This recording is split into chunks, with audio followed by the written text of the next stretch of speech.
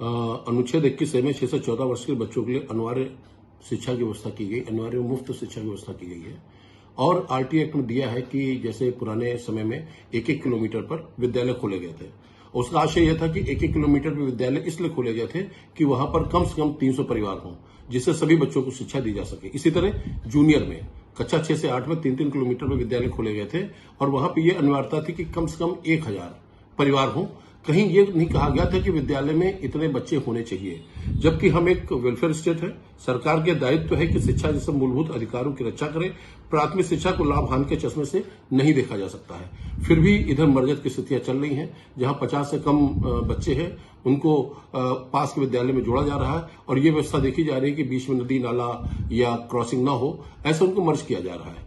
जबकि मर्जर की बात है, इससे पहले भी व्यवस्थाएं दी जाती रही हैं। हाँ, जहां पे 2-3-4 बच्चे हों, जहां पर बच्चे बढ़ने की व्यवस्था ना हो, जहां पर विद्यालय बिल्कुल जर्जर अवस्था में हो, उन्हें तो पहले भी मर्ज किया गया है, आगे भी मर्ज किया जाएगा, इससे कोई दिक्कत नहीं। मगर इस तरह जो दिक्कतें आ रही हैं, अब इसमें हो क्या रहा है कि एसएमसी का अध्यक्ष, गांव का प्रधान ये लिख के दे कि हाँ, विद्यालय को जो है दूसरी जगह में मर्ज किया जा सकता। मगर स्थितियां यह है कि ग्रामीण जो है वो अपने बच्चों को ज्यादा दूर भेजना नहीं चाहते। मर्जर की स्थिति में कुछ विद्यालय ऐसे कि जो 2-2, 2.5, 3-3 किलोमीटर दूर हो गए।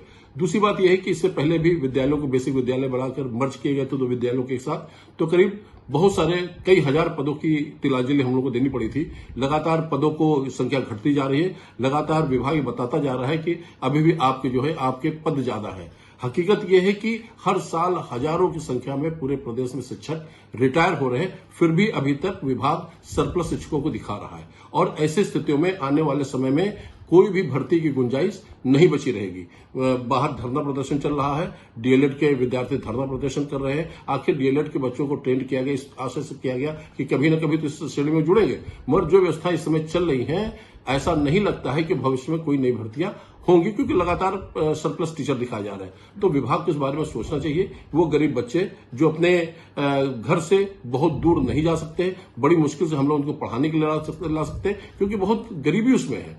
उनको किस तरह हम लोग विद्यालय में लाते हैं, बच्चे पढ़ते हैं, जब उनको दूर भेजा जाएगा तो हमारे ख्याल से बच्चे क्या, उनके गार्जियंस भी दूर भेजने के लिए तैयार नहीं होंगे, जिससे दिक्कतें ये आएगी कि जो पहले सरकार का ये लक्ष्य था कि हर बच्चे को अनिवार्य शिक्षा मिले, इसमें दिक्कतें आएंगी। इसलिए सरकार को एक बार इसके ऊपर पुनः जरूर सोचना चाहिए, जरूर इसके बच्चों के हित में फैसले लेना चाहिए।